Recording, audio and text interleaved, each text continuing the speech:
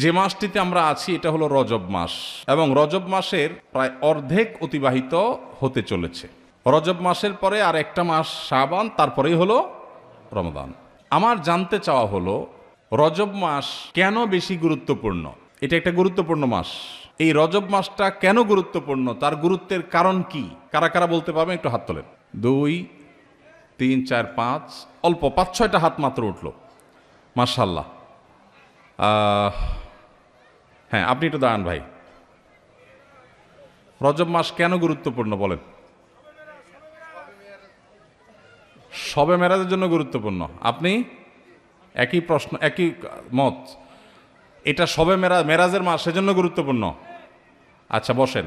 আর শবে মেরাজের জন্য রজব মাস গুরুত্বপূর্ণ, মেরাজের মাস, সেজন্য 27 তারিখ, 27 রজব মেরাজ এর রাত বলা হয়, সে কারণে এই মাসটা গুরুত্বপূর্ণ। এই মতের পক্ষে যারা আছেন তারা একটু হাত তোলেন। মানে রজব মাস মেরাজের মাস, শবে মেরাজের মাস, এই জন্য এটা গুরুত্বপূর্ণ, এই মতের পক্ষে যারা, তারা হাত তোলেন। ব্যাপার কি? আর বাকিদের মতে কি এটার কোনো গুরুত্ব নাই? হ্যাঁ, রমজান মাসের রমজান মাসের প্রস্তুতি, রজব মাস, এই মেরাজের মাস, মেরাজের মাসের কারণে এই মাস গুরুত্বপূর্ণ, এই মতের পক্ষে যারা, তারা হাত তোলেন। চিন্তা করছে কোথায় হাত তুলে আবার কোন বিপদে পড়ি। না, কোনো বিপদ আপদ না, আমি একটা জিনিস জানার চেষ্টা করছি, বোঝার চেষ্টা করছি। রজব মাসটা যে হিজরি বর্ষের 12 মাসের মধ্যে বিশেষ গুরুত্বপূর্ণ, কোরআন হাদিসের আলোকে তাৎপর্যপূর্ণ, এই কথা যারা জানেন তার হাত তোলেন। তার মানে আসলে আমাদের জানাশোনাই নাই। বাস আলহামদুলিল্লাহ, আমি যে উদ্দেশ্যে এই প্রশ্নটা পেড়েছিলাম সেই উদ্দেশ্য হাসিল হয়ে গেছে, আমার বোঝা হয়ে গেছে। তাহলে বোঝা গেল এই বিশাল মাহফিলের এতগুলো মানুষের প্রায় বেশিরভাগ মানুষ, বলতে গেলে প্রায় সকলে, হাতে গোনা কয়েকজন বাদে, আমরা জানিই না এ মাসটা কেন গুরুত্বপূর্ণ। অথচ এটা ইসলামের এমন একটা বিষয় যে বিষয়টি জানা আমাদের সবার উচিত ছিল। আমি কি সে তাৎপর্য নিয়ে কথা বলবো একটু? ভাইরা আমার, আমি আমার আলোচনার শুরুতে যে আয়াতে কারিমা তেলাওয়াত করেছি, এই আয়াতটা সূরা তওবার আয়াত। আল্লাহ রাব্বুল আলামিন এই আয়াতে ইঙ্গিত করেছেন এই মাসের তাৎপর্য বিষয়। আল্লাহ সুবহানাহু ওয়া তাআলা বলেছেন, ইন্না ইদ্দাতাশ শুহুরি ইনদাল্লাহি 12 শাহরান ফি কিতাবিল্লাহি ইয়াওমা খালাকাস সামাওয়াতি ওয়াল আরদ মিনহা আরবাআতুন হুরুম। নবমণ্ডল এবং ভূমণ্ডল সৃষ্টি থেকেই বছরকে আল্লাহ তাআলা 12 মাসে বিভক্ত করেছেন। 12 মাসে বছর বিভক্ত হওয়ার এই ইতিহাস নবমণ্ডল এবং ভূমণ্ডল সৃষ্টির দিন থেকেই, এটা স্বয়ং আল্লাহ শুরু করেছেন। এটা কারোর সৃষ্টি, কারোর আবিষ্কার নয়। মিনহা আরবাআতুন হুরুম, আল্লাহর দেওয়া সেই 12 মাসের যে সংস্কৃতি বা ধারণা, গোটা পৃথিবীতে নানাভাবে সেটা মানুষ পালন করে। কোথাও ঈসাই বর্ষ পালন হয়, কোথাও বাংলা বর্ষ পালন হয়, কোথাও অন্য কোনো বর্ষ পালন হয়, বহু বর্ষ পৃথিবীতে প্রচলিত আছে। এর মধ্যে হিজরি বর্ষের 12 মাসের মধ্যে আল্লাহ তাআলা বলছেন মিনহা আরবাআতুন হুরুম, 4টি মাস আছে যে মাসগুলো মর্যাদাপূর্ণ মাস, সম্মানিত মাস। আল্লাহ তাআলা এই মাসগুলোকে মর্যাদা দিয়েছেন, সম্মান দিয়েছেন। সেই সম্মানিত যে 4 মাস, এই 4 মাস সম্পর্কে সহিহ বুখারীর হাদিসে নবী করিম সাল্লাল্লাহু আলাইহি সাল্লাম বলেছেন, সালাসুন মুতাওয়ালিয়াত, সেই সম্মানিত 4 মাসে 3টা হলো বাই সিরিয়াল, ধারাবাহিক।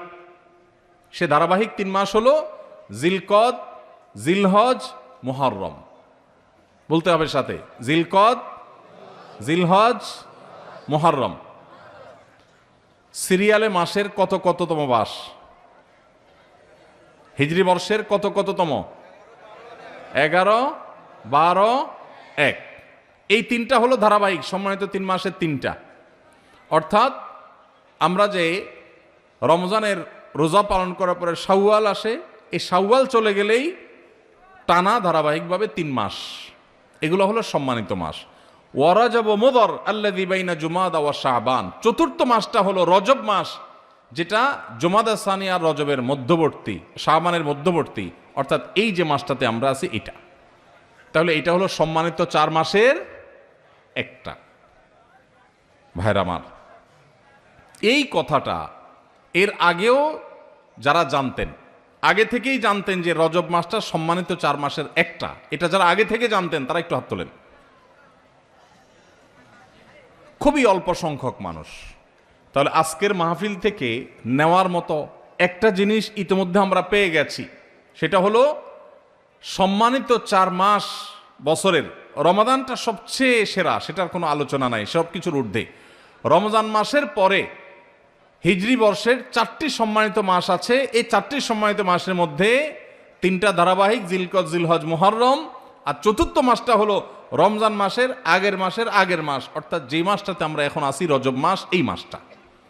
তাহলে এই ইলমটা, এই কোরআনের ধারণাটা, এটা আজকে থেকে নিয়ে যাব ইনশাআল্লাহ। এই ইলমটা নিলে লাভ হবে কি? লাভ হবে এই, স্বয়ং আল্লাহ রাব্বুল আলামিন যে মাসকে মর্যাদাবান ঘোষণা করেছেন, সেই মাসটা আমাদের কাছে মর্যাদা পাওয়ার উপযুক্ত না উপযুক্ত না? কোনো সন্দেহ আছে? আল্লাহ কোরআনে যে মাসকে মর্যাদাবান বলেছেন, সে মাসের প্রতি মর্যাদা প্রকাশ করা আমাদের কর্তব্য না কর্তব্য না? এখন আমরা যদি কাউকে না চিনি, তাকে কি মর্যাদা দেওয়া যাবে? আপনি ডিসি অফিসে চাকরি করেন, নতুন বাংলাদেশে পুরাতন ডিসি পরিবর্তন হয়ে নতুন ডিসি সাহেবের এখানে পোস্টিং হয়েছে। আপনি বিমানে করে ঢাকায় আসছেন, আপনার পাশের সিটেই ডিসি সাহেবও বসে আসছেন, উনি যোগদান করার জন্য আসছেন। আপনি ডিসি অফিসের একজন সাধারণ কর্মচারী। পাশের সিটে যে বেচারা আসছে, যে লোকটা আসছেন, তিনি ডিসি হিসাবে এখানে জয়েন করবেন। আপনি জানেন না যে তার অধীনেই আপনার কাজ করতে হবে সামনে। তাহলে সেক্ষেত্রে আপনি পাশের সিটের লোক হিসাবে তাকে বিশেষ কোনো কেয়ার কি করার কথা?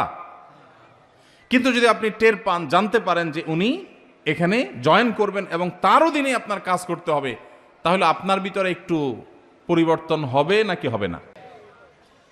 কথাটা পরিষ্কার না? পরিবর্তন হবে না? আপনি নড়ে চড়ে বসবেন, স্যার বলতে বলতে মুখে ফেনা তুলে ফেলবেন, ঠিক না ঠিক?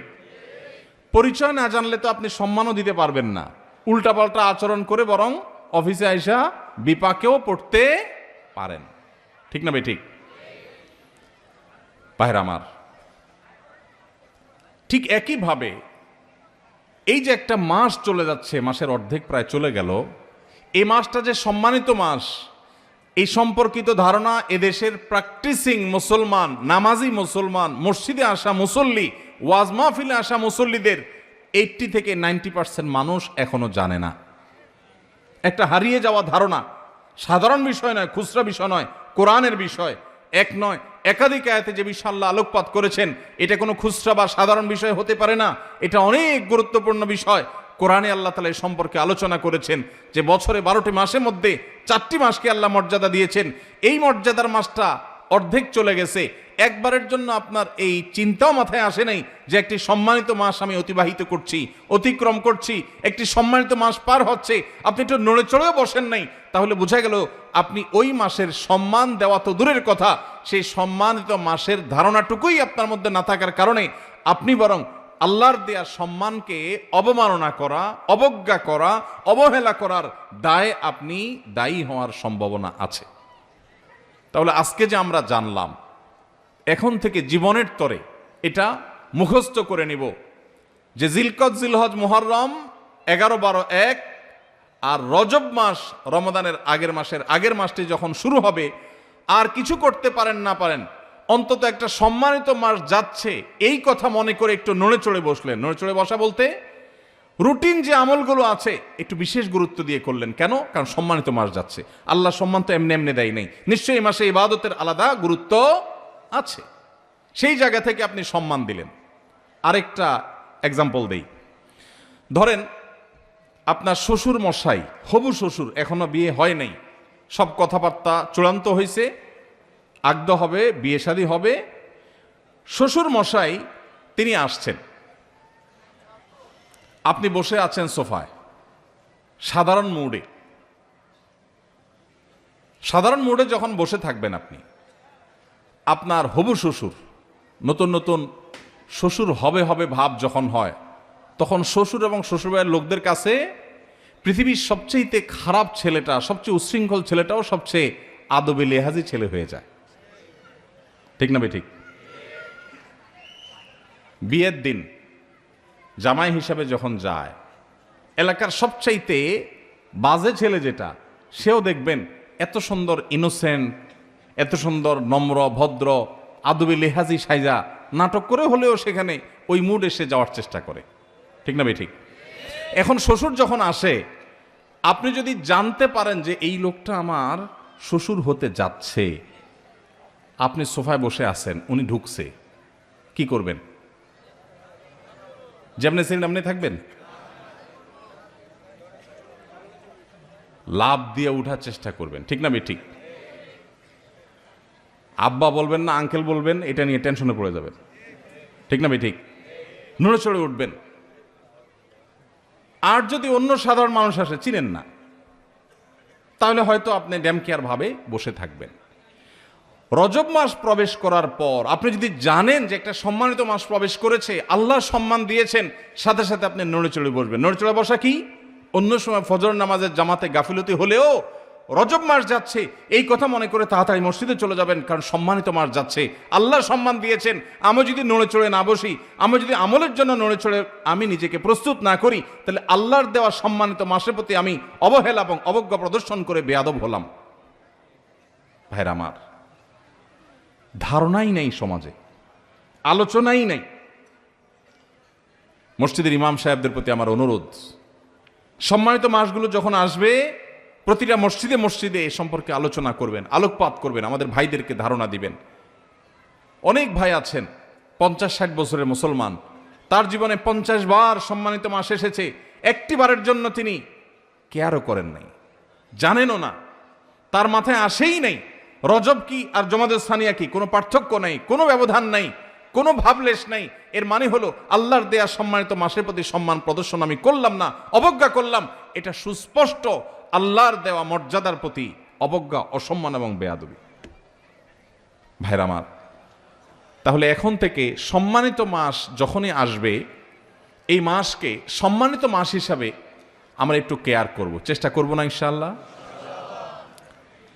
সেদিন কোন এক ভাইয়ের সাথে দেখা, হঠাৎ করে আমার অফিসে এসছেন, ভাই কানাডা থাকেন।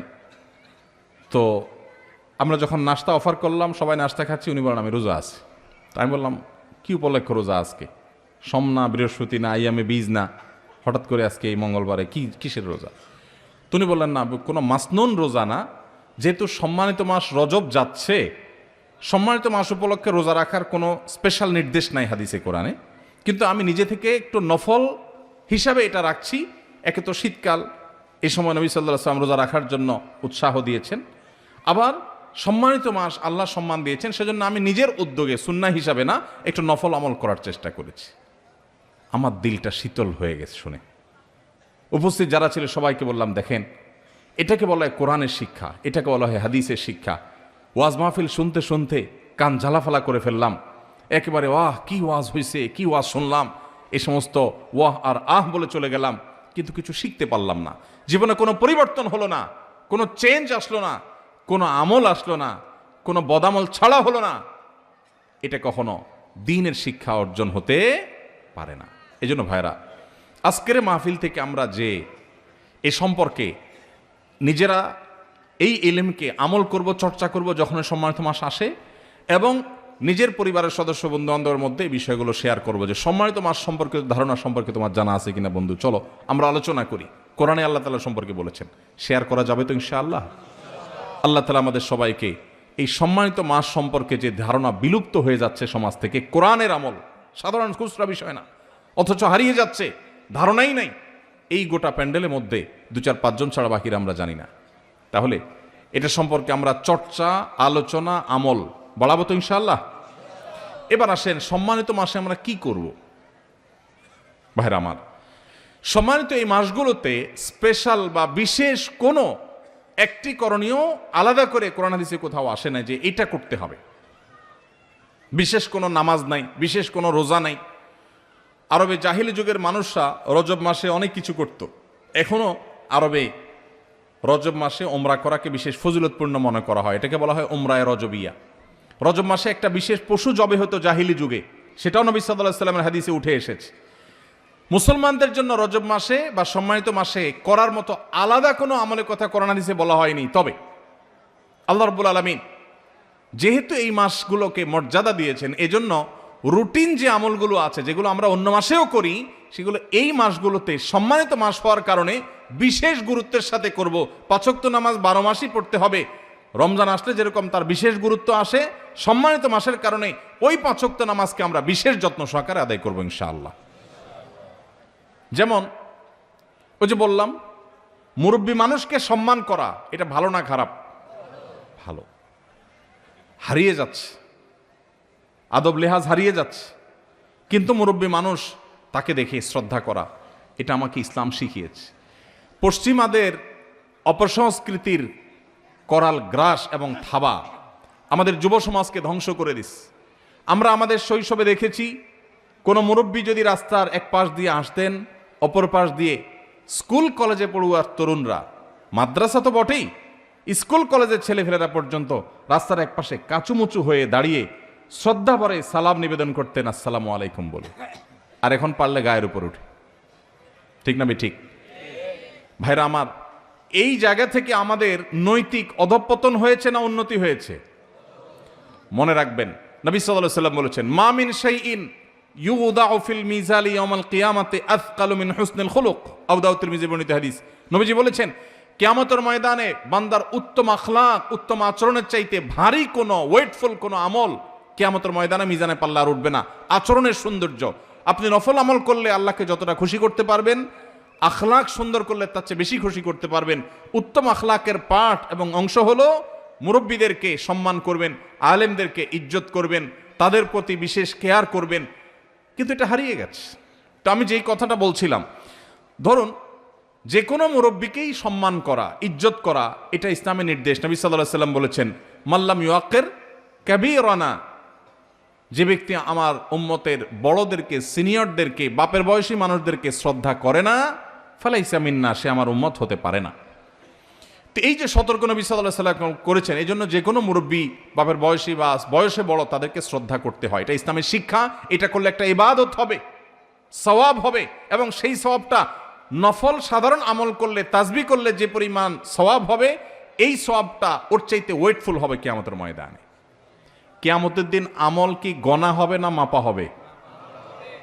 কি ভাই, আমল কি গণবে ফেরেশতারা না মাপবে? তাহলে আমাদের আমলের সংখ্যা বাড়ানো দরকার না ওয়েট বাড়ানো দরকার? ওয়েট যদি বাড়াইতে হয়, আচরণ সুন্দর করতে হবে। এখান থেকে একজন বক্তব্য দিচ্ছে, আপনি বলছেন বসেন বসেন, আচরণটা কি সুন্দর হলো না অসুন্দর হলো? রাগ করছেন? ওয়াজ মাহফিলে এসে যদি নিজেদের সংশোধন না হয়, তাহলে লাভ কি? একটা ভুল দেখার পর যে ভুলটা যদি ভাই হিসাবে ধরায় না দেই, তাহলে শুধু আপনাদেরকে পাম্পট্টি দিয়ে আমি ওয়াজ দিয়ে চলে গেলাম, এ ওয়াজের কোনো লাভ আছে? ভাইরা আমার, তো যেটা বলছিলাম, একজন সাধারণ মুরব্বীকে আপনি দেখে শ্রদ্ধা করলেন, এটার একটা গুরুত্ব আছে। কিন্তু ওই একই মুরব্বী যদি মুরব্বী প্লাস হবু শ্বশুর হয়, গুরুত্বটা কি বাড়বে না কমবে? বাড়বে। তাহলে আপনি সাধারণ মুরব্বীকে দেখে রেসপেক্ট করবেন, আর মুরব্বী প্লাস হবু শ্বশুর যদি হয়, তাহলে রেসপেক্টের পরিমাণটা আরো। ঠিক একইভাবে অন্য যে কোনো মাসে ৫ ওয়াক্ত নামাজ আপনি পড়বেন, রজব মাস সম্মানিত মাস আসছে, সেজন্য আপনি ওই ৫ ওয়াক্ত নামাজের গুরুত্ব আরো বাড়িয়ে দিবেন। আমি কি বোঝাতে পেরেছি আপনাদেরকে? আপনাদের কাছে কি বিষয়টা পরিষ্কার হয়েছে যে রজব মাসে কি করতে হবে? রুটিন যে কাজগুলো আছে, ভালো কাজগুলো আছে, সেগুলো এ মাসে আরো যত্ন সহকারে করতে হবে। কেন? সম্মানিত মাস যাচ্ছে, আপনি কোরআন তেলাওয়াত প্রতিদিন করেন, মাশাআল্লাহ, আল্লাহ আপনাকে তৌফিক দিয়েছেন। রজব মাস এটা চিন্তা করে কোনোদিন একটু অলসতা লাগলে মনে মনে নিজেকে বলতে হবে যে না, সম্মানিত মাস যাচ্ছে, অতএব আমাকে বিশেষ গুরুত্বের সাথে কোরআন তেলাওয়াত করতে হবে। তাহলে রজব মাসে কি করবো, এটা পরিষ্কার হয়েছে। আরেকটা করণীয় হলো, আল্লাহ রাব্বুল আলামিন কোরআনে কারিমে বলেছেন সূরা তওবা, যে আয়াতটি আমি তেলাওয়াত করলাম এখানে, যালিকাদ দীনুল কাইয়্যিম ফালা তাজলিমু ফীহিন্না আনফুসাকুম। এই সম্মানিত মাসগুলোতে তোমরা নিজেদের প্রতি নিজেরা অবিচার করিও না, নিজেদের প্রতি নিজেরা জুলুম করিও না। তার মানে পাপাচার করে এই সম্মানিত মাসে, যে মাসকে আল্লাহ সম্মান দিয়েছেন, এই আল্লাহর দেওয়া সম্মানিত মাসে গুনাহের কাজ করে নিজের পা নিজে কুঠারাঘাত করো না। কুঠারাঘাত যে করেছ, এটা তো দুনিয়ার কুঠারাঘাত না যে দেখা যাবে রক্ত বের হবে। বুঝবা কিয়ামতের দিন যে আল্লাহর দেয়া সম্মানিত মাসে অপরাধ করে গুনাহে লিপ্ত হয়ে নিজের আমল বরবাদ করেছো, ইমান বরবাদ করেছো। এজন্য খবরদার, সম্মানিত মাস আসলে নিজের প্রতি নিজে গুনাহের মাধ্যমে অবিচার করবা না। এই আয়াতের আলোকে ইমাম ইবনে কাসির রাহিমাহুল্লাহ সহ অন্যান্য মুফাসসিরগণ বলেছেন যে এর মানে হলো সম্মানিত মাসগুলোতে গুনাহ থেকে বাঁচার ব্যাপারে, বিরত থাকার ব্যাপারে বিশেষ যত্ন নিতে হবে। ওই যে একটু আগে যেটা বললাম, সেটাকে আবারও আমরা অন্যভাবে বোঝার চেষ্টা করি। ধূমপান করা ভালো কাজ না খারাপ কাজ? খারাপ কাজ। আপনারা তো কেউ করেন না। খারাপ কাজ যেহেতু কেউ তো করেন না।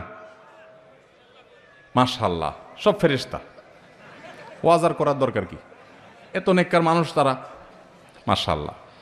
ধূমপান করা খারাপ কাজ। শ্বশুরের সামনে করা ডাবল খারাপ।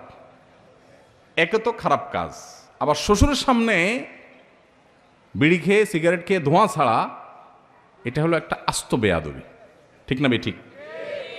ঠিক একইভাবে সারা বছর গুনাহের কাজ করা খারাপ কাজ, কিন্তু সম্মানিত মাস আসার পর যদি কেউ গুনাহের কাজ করে তাহলে সেটা ডবল খারাপ কাজ।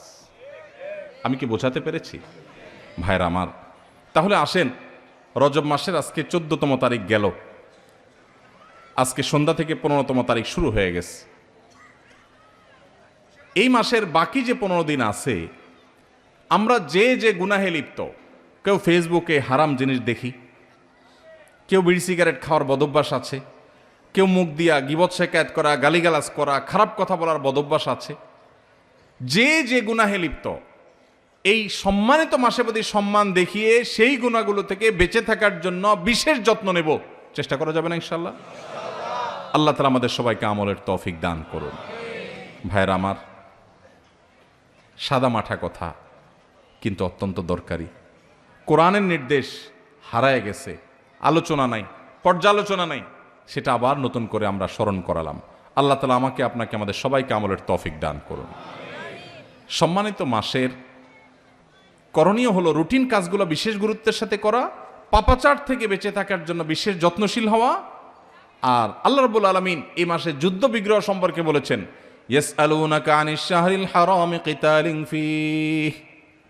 সম্মানিত মাসগুলোতে যুদ্ধ বিগ্রহ করা যাবে কিনা আপনাকে জিজ্ঞাসা করে হে রাসূল, তারা বলে দিন, কুল, হে রাসূল আপনি তাদেরকে বলে দিন যে এই মাসে যুদ্ধ বিগ্রহ করা কবিরা গুনাহ। এই আয়াত সম্পর্কে অবশ্য মুফাসসির এবং ফুকাহায়ে কেরামের নানান আলোচনা আছে, যেটা রহিত হয়ে গেছে নাকি আছে। তবে আমরা যেহেতু সৈনিক না, যুদ্ধ বিগ্রহ করি না, সম্মানিত মাসের সম্মানে আমরা মিনি যুদ্ধ যেগুলো ঘরে ঘরে, দোকানে দোকানে, রাস্তাঘাটে, অফিস আদালতে করি, অর্থাৎ ঝগড়াঝাটি, সেগুলো সম্মানিত মাস উপলক্ষে আমরা পরিহার করবো ইনশাআল্লাহ। চেষ্টা করা যাবে তো? আল্লাহ তাআলা আমাদের সবাইকে আমলের তৌফিক দান করুন। ভাই আমার, তাহলে সম্মানিত মাস রজব মাস যাচ্ছে। এই রজব মাসের তাৎপর্যের আসল কারণটা আমরা বেশিরভাগ মানুষ জানি না। আমার যে ভাই উত্তর দিয়েছেন, আরও এক ভাই তার সাথে সায় দিয়েছেন, আরও কেউ কেউ একমত আছেন যে রজব মাসের তাৎপর্যের কারণ হলো এটা শবে মেরাজের মাস। ভাইরা আমার, এটাকে একেবারে উড়িয়ে দেওয়া যায় না যে এই মাসে মেরাজ হয় নাই, সেটা বলা যায় না। আমাদের নবী করিম সাল্লাল্লাহু আলাইহি সাল্লামের জীবনে মেরাজের ঘটনা ঘটেছে না ঘটে নাই? ঘটেছে। মেরাজের ঘটনা ঘটেছে, এটা নিয়ে সন্দেহ করবার কোনো সুযোগ নাই।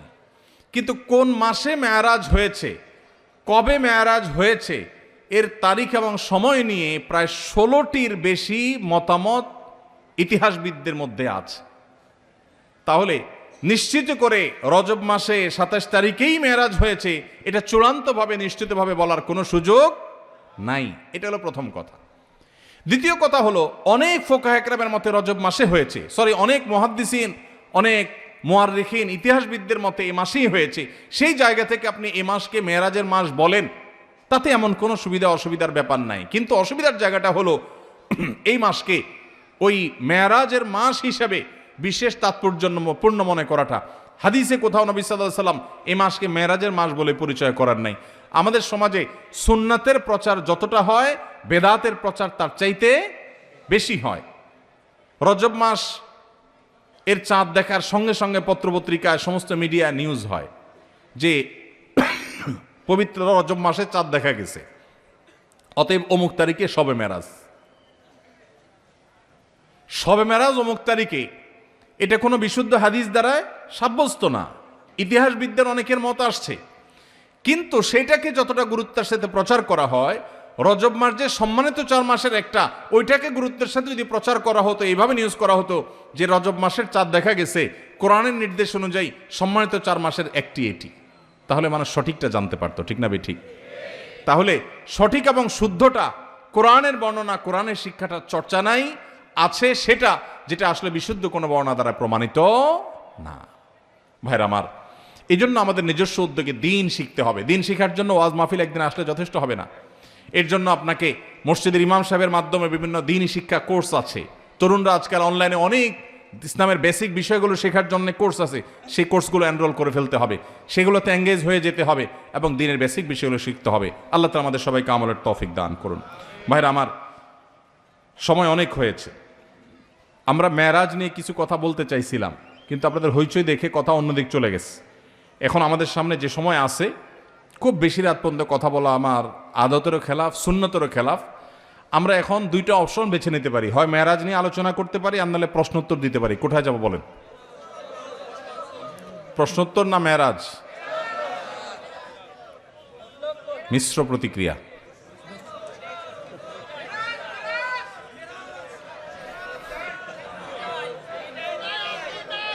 দুইটাই? তাহলে ফজর পর্যন্ত কারা কারা ওয়াজ শুনতে রাজি আছেন বলেন? মাশাআল্লাহ, মাশাআল্লাহ, হাত নামান। ওয়াজ শোনার ব্যাপারে যদি পৃথিবীর কোনো দেশে মানুষ বাঙালির সাথে কম্পিটিশন করে, আমি নির্দ্বিধায় বলতে পারি দেশে মানুষ চ্যাম্পিয়ন হবে। আমল করতে পারুক আর না পারুক, ওয়াজ শুনে একদম কাজ করে ফেলাবে। আল্লাহ তাআলা আমাদেরকে আমল করার তৌফিক দান করুন। সম্মানিত মাস সম্পর্কে যে কথাগুলো আমরা শুনলাম, এই কথাগুলো আমরা প্রচার করব তো ইনশাআল্লাহ, আমল করব তো ইনশাআল্লাহ। কোথাও প্রচার করতে পারার দরকার নাই। আপনি আপনার বাসায় আপনার স্ত্রীর সাথে, মায়ের সাথে, বোনের সাথে, ছোট ভাই ব্রাদারের সাথে, বন্ধু বান্ধবের সাথে শেয়ার করবেন যে নতুন একটা জিনিস শিখলাম, এই জিনিসটা শেয়ার করা যাবে তো ইনশাআল্লাহ।